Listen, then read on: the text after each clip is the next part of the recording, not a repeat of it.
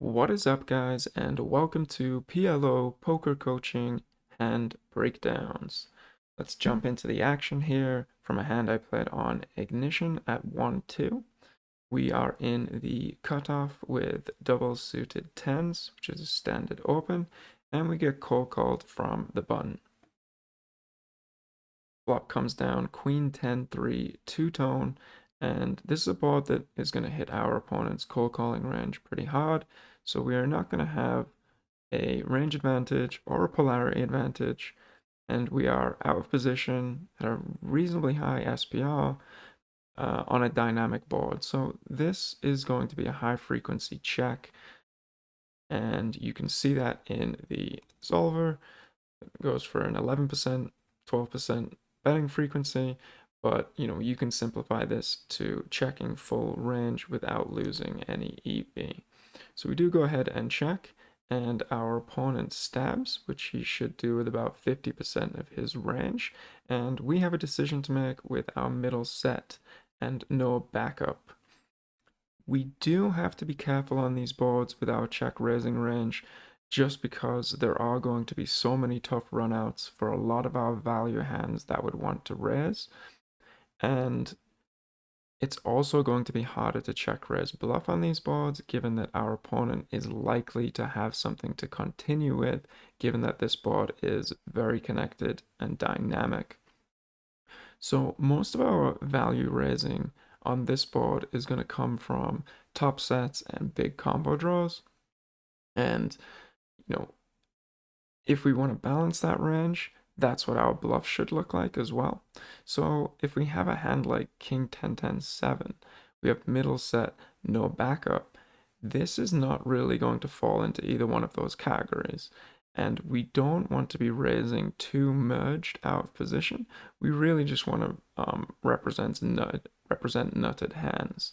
So if we look at the solver solution, if we check and face a bet with King 10-10-7, we'll see that we're only raising this with hearts. And if we look at all tens overall and no hearts, you'll see that this is a high frequency call. And we can show you why if we give ourselves a hand like 10-10 king, or just so that we have some sort of raising range with no heart. Facing a bet with this type of hand, we can look at our equity graph,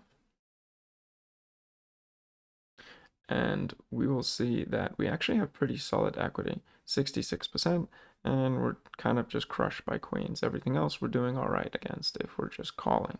So very strong hand at this point to just call with.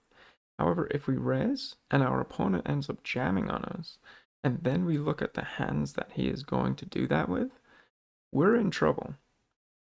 If we look at these range distributions, we see that over 50% of the time, or pretty much 50% of the time, we're going to be up against queens. And against queens, we have 10% equity. So we are absolutely crushed against 50% of his range. The other 50% of his range is still going to hold a lot of equity. So they're going to have between 40 and 50% equity against us with their combo draws that they're willing to raise on the flop. So that is not a good proposition with middle set to half the time be almost drawing dead, and then the other half of the time be up against a flip or a hand that has a lot of equity against you. So this is a hand that doesn't really make sense to raise without any backup. So we go ahead and we check call. Okay, so we get the 3 of spades on the turn, and this is not going to be a great card for our range in general, in terms of a polarity advantage.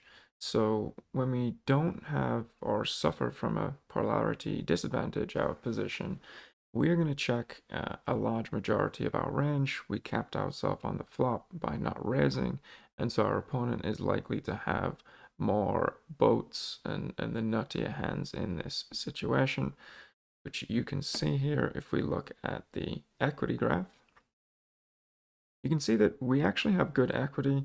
We're still going to have the overpairs, which now improved even against hands like Queen 10. So in this sort of range, we're going to have better kings against two pair, that's sort of hand.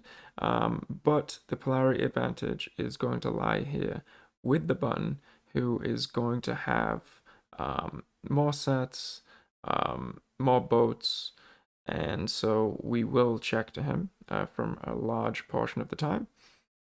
And you can see it here that there's no real betting range out of position. So we do go ahead and check, and we see that the imposition player is now going to want to use that polarity advantage and is going to want to either bet large or check.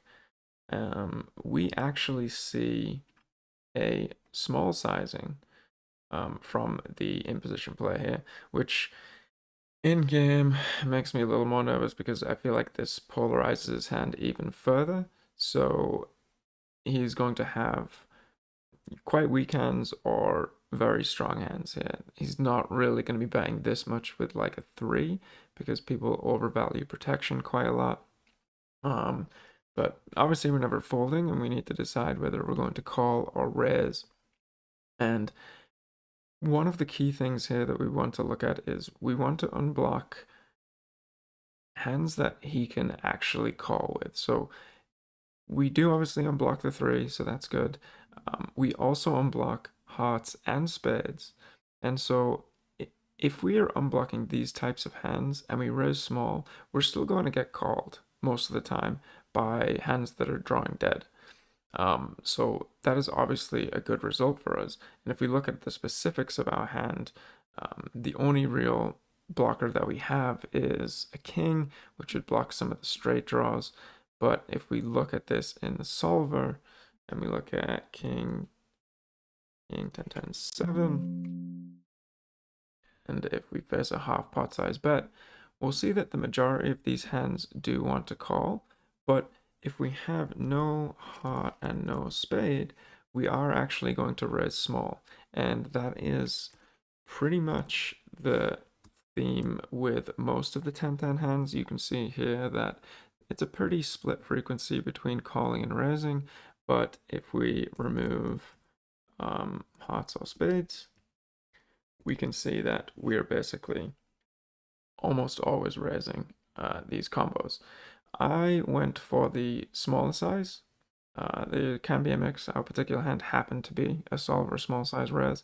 But I went for the smaller size purely because I was trying to keep in hands like flush draws from our opponent that, you know, he is supposed to call with. So we go for the small raise and we get called, and the river obviously changes nothing. The board was pretty locked down on the turn, and we have a decision as to whether or not we want to check or bet. In this situation, given that basically every single draw missed, I decided to go for the check. He may value cut himself with a 3, or if he does have missed spades or hearts, he is likely going to take a stab because he probably doesn't have too much else to win the hand with. And if we look at that from a solver perspective, so we raise the turn and get called, and the river is the 4 of diamonds.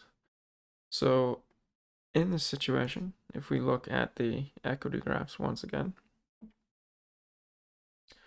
we'll see that we are actually going to be close. We're going to have pretty much the same amount of nut hands at the top, and that's because if our opponent does have queens, you know, he is going to be flatting on the turn. There's not going to be too much value in raising. And so we're still just going to be looking to get value out of this portion of our hand when we want to bet. So we don't have too much of a high betting frequency, but when we do, we want to bet big because we are kind of dominating in like the second nut type hands, and we want to get value from a queen 3, 10 3, 3 4, those types of hands. So if we do have king 10 10 7, we are going to check.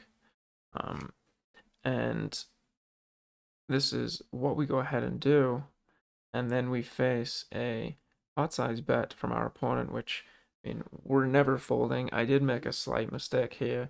I thought that he could be doing this with, queen three, three, four after I check. So I did shove for the remaining 15 big blinds, but I think I think at this point you can probably just call. I don't know too much else that he's pawing for value on the river, so maybe that was a portion of the hand that I misplayed, but otherwise I think that this was pretty solid GTO play, and we do get called, and he does shows the queens. And so I think he played this hand pretty standard, especially blocking the three, is likely why he went for the smaller bet on the turn, and then obviously just called my res, hoping to get some value from flush draws and straight draws. So unfortunately, we lose a pretty sizable pot, but I think we played the hand pretty well. And that's going to wrap it up for today. So thank you for tuning in, and make sure you hit the subscribe button to catch our new upcoming videos that'll continuously break down these hands.